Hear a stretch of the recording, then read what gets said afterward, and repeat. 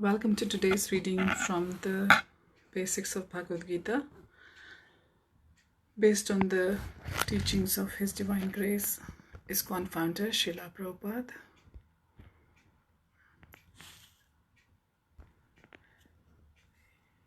Om Namo Bhagavate Vasudevaya. Om Namo Bhagavate Vasudevaya. Om Namo Bhagavate Vasudevaya. So yesterday we were reading, actually concluding the chapter on chapter 2 entitled God, and I had to abruptly finish because the battery finished. So I will conclude it today.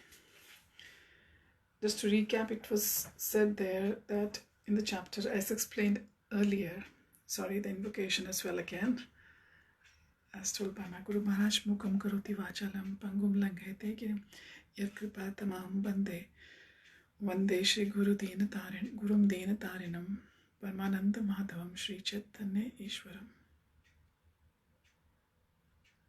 Vanchakalpatarubhescha Kripa Sindhavevacha Patitanam Pavanebhyo Vaishnavebhyo Namo Namah.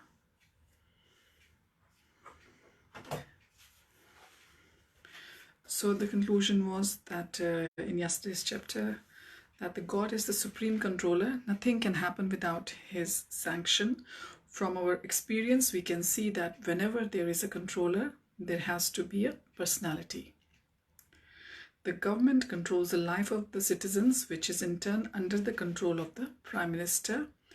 A power station may be controlled by a computer, but the software programmer controls the computer. In the same way, we can understand the controller behind this gigantic and complex material creation must also be a person. And that is the Supreme Personality of Godhead, Lord Krishna Himself. He is Satchid Anand Vigraha, a pure spiritual form of eternity, knowledge and bliss, as written in the Shastras. And since God's form is completely spiritual and unlimited, unlike us who are formed by the matter, our form is material and is limited. God can expand Himself unlimitedly and still remain the complete whole. Okay, we now proceed to chapter 3, Soul. Who am I? Understanding the soul, the logic of reincarnation. This question has plagued philosophers from time immemorial. Since man is a thinking animal, he is not simply satisfied by trying to fulfill his basic needs. He asks many questions about his surroundings, his planet, his universe, and about the mystery of his own existence, the mystery of who am I? The questions which arise in everyone's head is, what is life? Then next is, what is consciousness? Who am I? And the all-pervading question, what is death?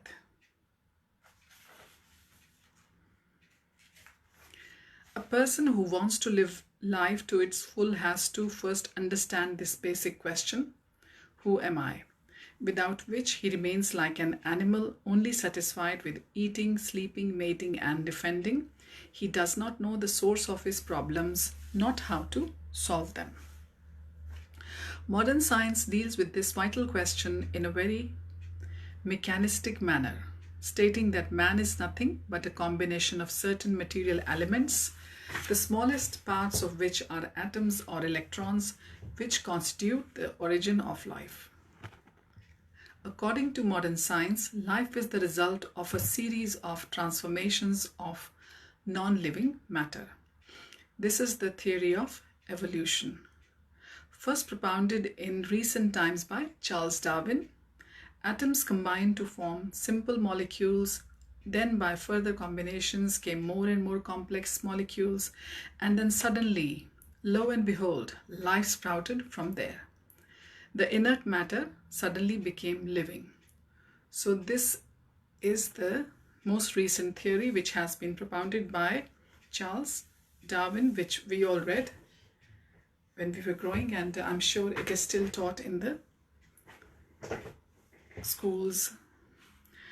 So according to modern science, life is the result of a series of transformations of non-living matter. This is the theory of evolution.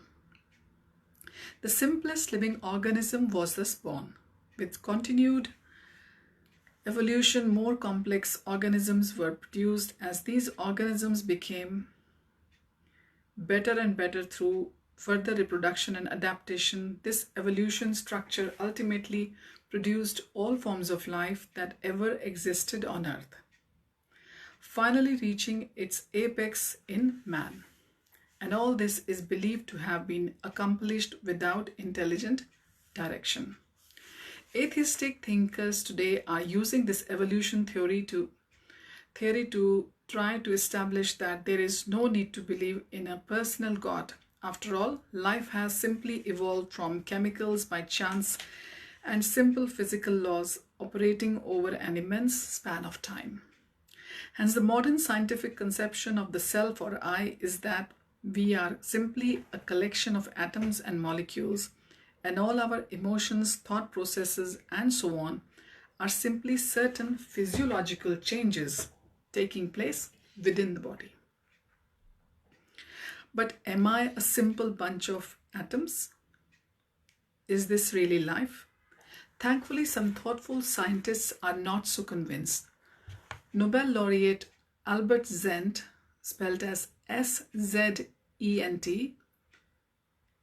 Georgi, G-Y-O-R-G-Y-I, commented, "In my search for life, I ended up with atoms and electrons which have no life at all.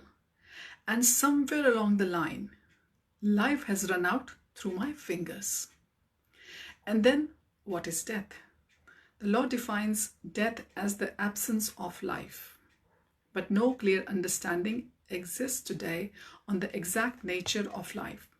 How then would one define life? Life is simply distinguished by certain symptoms. Hence, both life and death remain great puzzles. So let us try to address these issues. What is life? To understand this, let us start with a simple illustration of a play which is being watched by two entities: a man, who is a living being, and a camera, which is a non-living being. But there is a distinct difference between the observers. So what is the difference between the living, which is man, and the non-living, which is the camera? If we think a little bit, we will say it is consciousness. In other words, life is consciousness. Now, what is consciousness? Consciousness means the awareness of being, that is, I am. The very fact that we are asking the question, who am I, means that we are conscious living entities. On the other hand, a non-living thing can never ask a question like this. Consciousness also means the ability to think, feel, and will, as illustrated in the above example. It is consciousness that distinguishes the living from the dead. To make things more clear, let us note the difference in the consciousness of a living body and a dead body. When the body is in the living condition, it responds to even slightest stimuli like pinch or feeling of heat or cold. On the other hand, a dead body does not react to a post-mortem examination, or even when it is thrown in fire or in a deep freezer. Thus, the difference between the living and the dead is the presence or absence of consciousness. Since consciousness is what makes something alive, the question arises, what is the source of this consciousness? Now, let us read about what is the source of consciousness.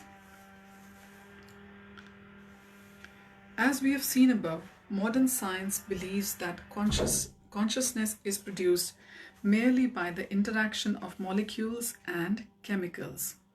However, given below are 7 good reasons to believe otherwise, that the source of consciousness is distinct from the body. Now just visualize a little chick coming out of an egg. So when the egg is just lying there, hen's egg is just lying there, it's just an egg. And when a chick is coming out of the egg, it is a living being with consciousness. And similarly, we see the cycle of life: being born, then a toddler, then a school-going kid, then a college-going kid, then a working person, and then slowly dwindling into an old person, and then finally diminishing from the very existence, its very existence. So the 7 good reasons we will read now that to believe that the source of consciousness is distinct from the body. The first is, who sees and hears. When I say I see or hear, who is it that is actually seeing or hearing? Is it my eyes that see or my ears that hear? A dead body has both ears and eyes, but it does not either hear or see. Because why is the perception of sight or hearing in the brain or the nervous system of the body then? But a dead body has a brain and nervous system too, yet it does not see or hear. The answer is that the perceiving is being done by something or someone distinct from the body. So there is something completely different from our body within us, which is doing the perception process for us, is able to see through the eyes, making us see through the eyes, hear through the ears, smell through the nose. So when that thing is separated from the body is different, is no more living, is no more able to perceive things or perform the actions, though it has got all the faculties intact in the body, on the body, and also inside the body. Put by chemicals in a dead body and make it alive. If chemicals are indeed the source of life or consciousness, as the scientists say, then one can simply put the chemicals back in a dead body and make it alive again. If this was possible, this would have been the most successful business on the face of the earth today. But it is not possible. But this cannot be done because life does not come from the matter, but from some other source. Scientists have never been able to show or prove their claim by making dead things come to life. It is our unfailing common experience that life comes only from life and not from dead matter or chemicals.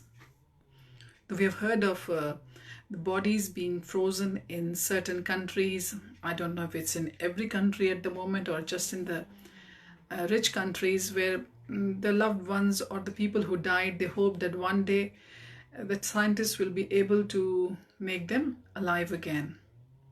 And they're paying substantial amounts of money to keep them preserved for that fateful day. And some silly experiments are being done thanks to those naive people who are funding to keep their loved ones' bodies. Now, the common sense, which is understanding. When a person dies, the relatives lament, "Oh, he has passed away," but who has passed away? The person they love is still lying there. The body has not gone anywhere, so who has gone away? Obviously, something which is different from the body and which made the body appear alive has gone away. Now, the intuitive understanding. We say my hand, my body, and so on. And we don't say I hand or I body, do we? Meaning thereby that my hand, body, etc. are different from me, the owner of these things. So who is that me or I who owns this body and who drives it? Now the next question, that body changes but I remain the same. At every moment from conception in the womb till death, our body is constantly changing. In his book, The Human Brain, Professor John Pfeiffer notes that your body does not contain a single one of the molecules that it contained 7 years ago. That means every 7 years, our whole body changes, yet our sense of identity or I remains the same. In other words, the source of I-ness or consciousness does not change with changes in the body. Therefore, it must be something different from and superior to the body. Now let's read about some of the out-of-body experiences, that is the OBE or the near-death experience, abbreviated as NDE. YouTube is full of such videos you can see, and there has been lots of published material as well, and lots of research has also been done about this. So let's read something about this. Evidence that the source of consciousness must be distinct from the body is also supported by research on near-death experiences. Sometimes people on the verge of death have reported having extraordinary and baffling experiences that defy modern scientific understanding. Near-death experiences include out-of-body experiences, OBE, that is the out-of-body experience, in which people report observing their physical body and events relating to it from a point outside the body during severe illness or physical trauma resulting into unconsciousness. So all these events have been reported when a person was unconscious. A typical case might be a person who recovers from a heart attack or from a major traffic accident and reports that he observed from a point outside his body the medical personnel helping him to revive. By all medical standards, the patient should have been unconscious and in no position at all to make such observations. In some of these cases, the patients give very detailed and accurate descriptions of the operating and medical procedures and what went on in the operation theatre. Indeed, a big question is, who was observing the operation taking place? The body was unconscious and lying on the table. Therefore, the real observer or the source of consciousness must have been distinct from the body. A great deal of research work in the near-death experiences has been done by professionals of good scientific understanding. For example, Dr. Michael Sabom, cardiologist at the Emory University Medical School in the USA, was quite skeptical at first but changed his mind after investigating the near-death experiences thoroughly. He raised several fundamental questions and mused whether the source of consciousness could be separate from the physical body. Now, the past life memories. This is something we see as being documented on the television or nowadays on the YouTube. There's loads of such little videos around. Over the years, there have been many reports of memories of previous life by people of different communities, religious faiths, and nationalities throughout the world. Typically, such reports are made by children and only sometimes adults.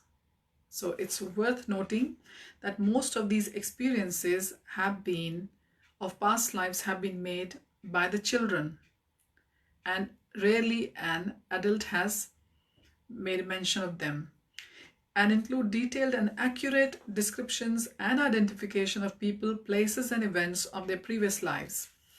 This information should normally have been impossible for these people to know.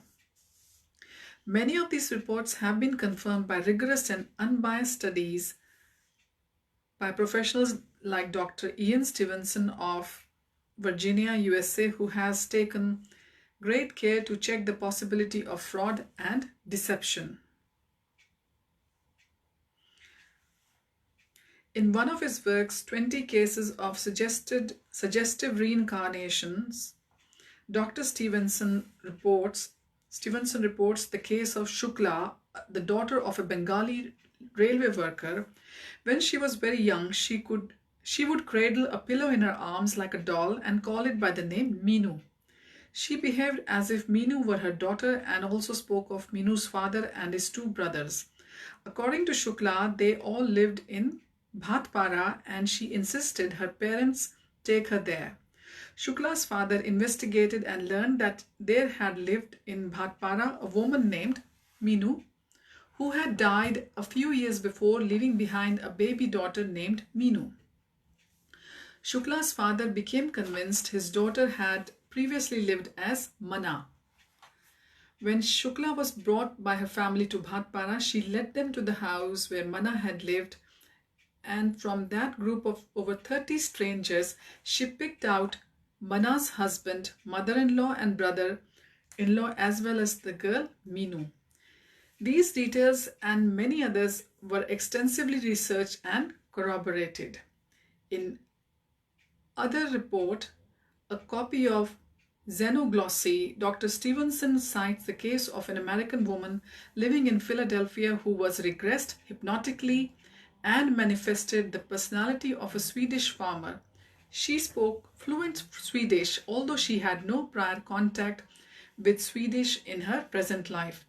Native Swedes confirmed her pronunciation to be fluent, even though many Swedish vowels sounds are extremely difficult for Americans to pronounce. In India too, cases of people and memories of previous life are in abundance.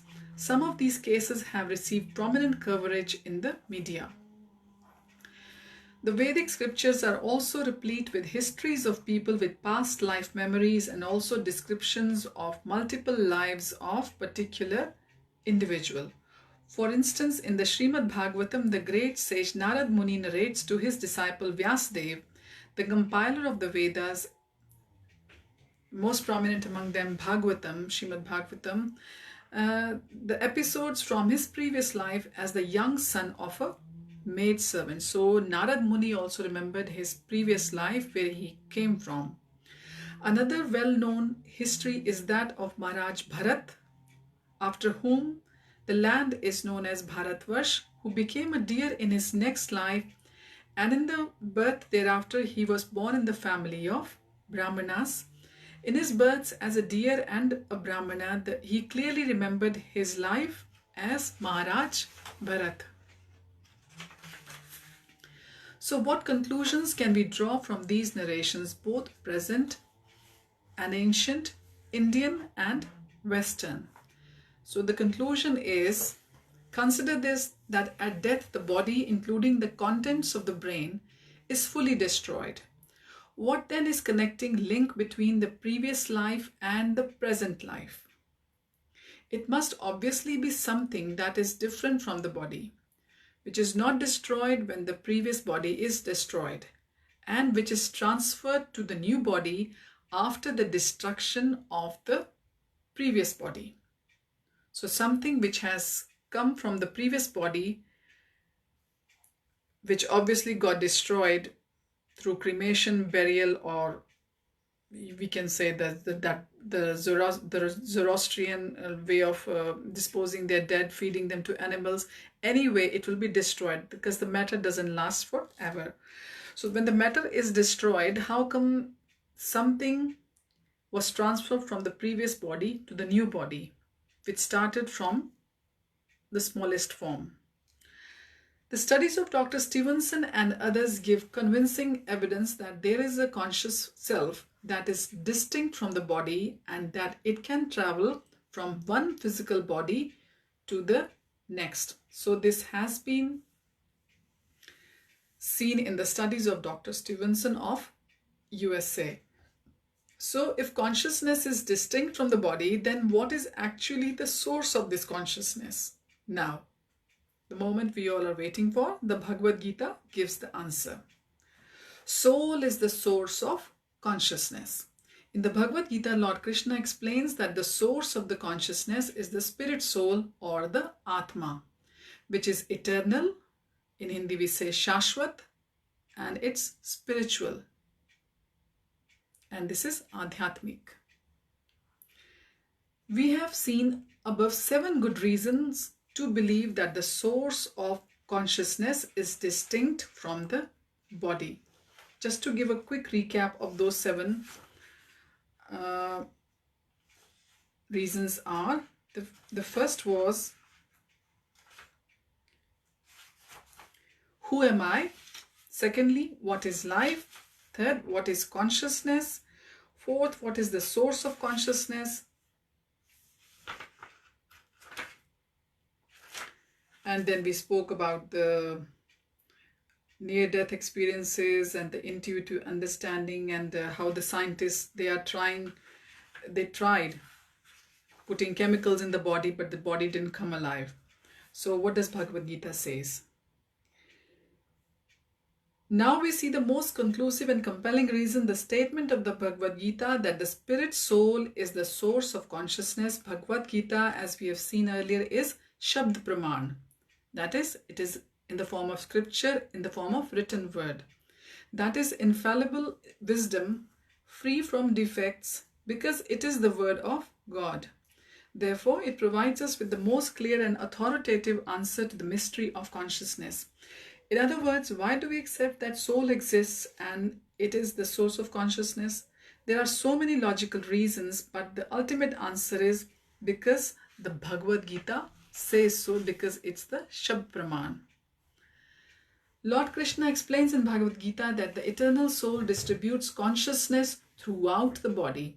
Consciousness is the symptom of the soul. Since the soul is eternal, its symptom, that is consciousness, is also eternal and imperishable. Now you can see in chapter 2, Bhagavad Gita chapter 2, verse 17, and you can read the purport also yourself if you are interested.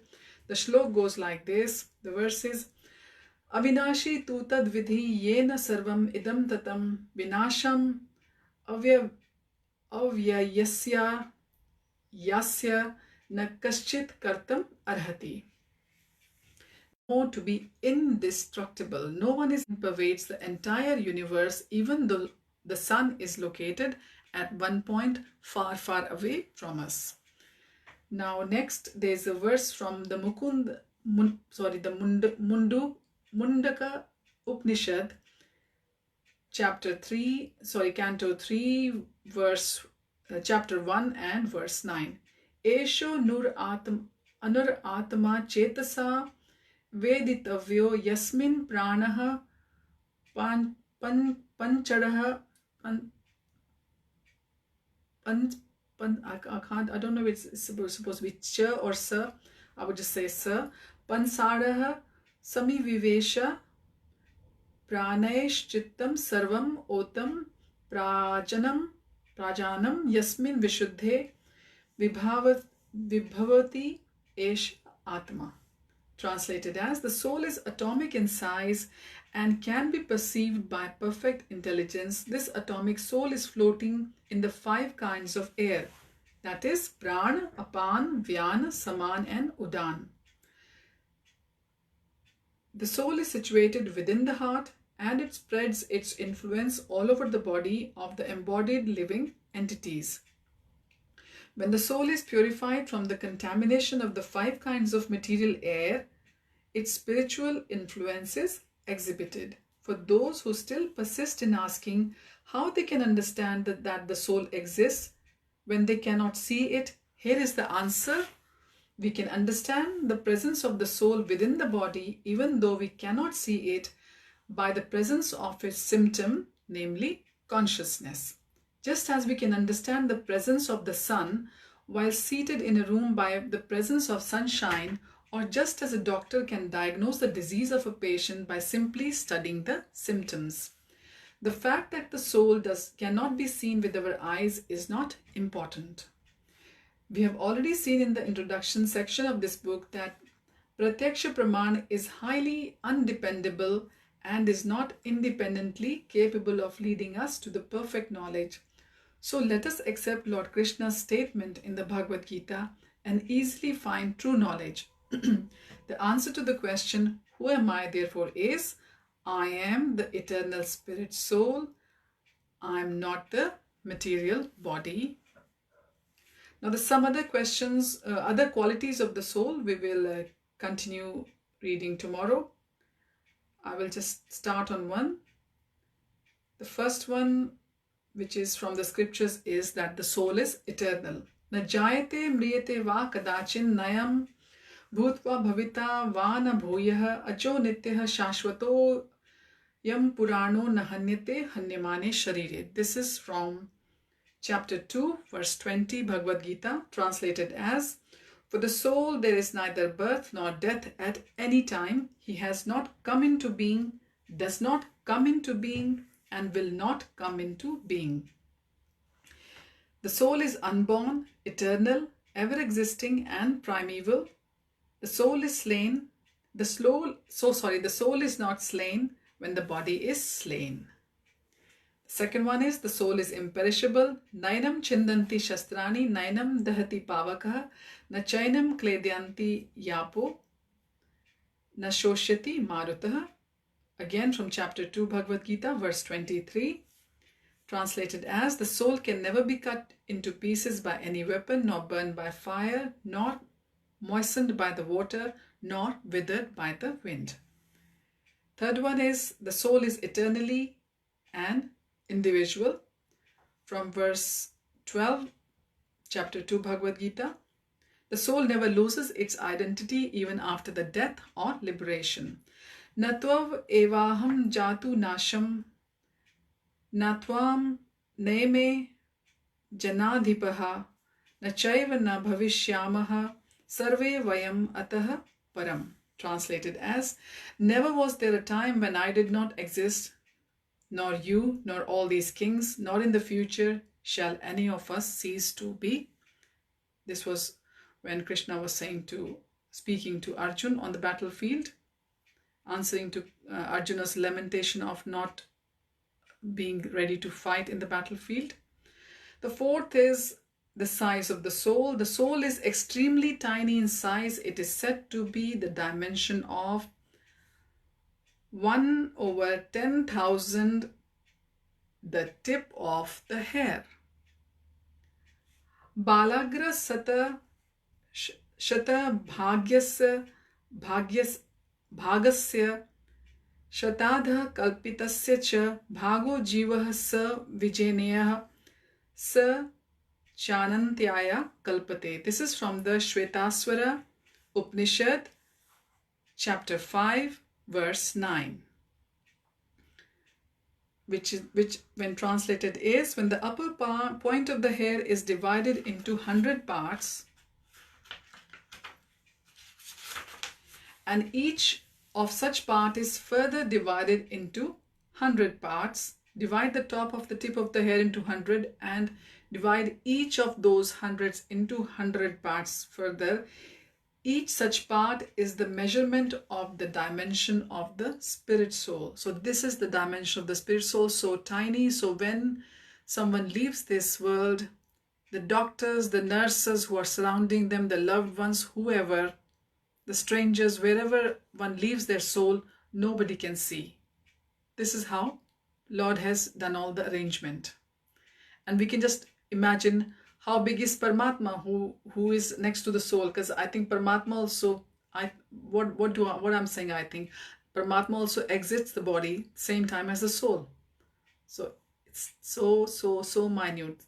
Like God says, He is unlimited.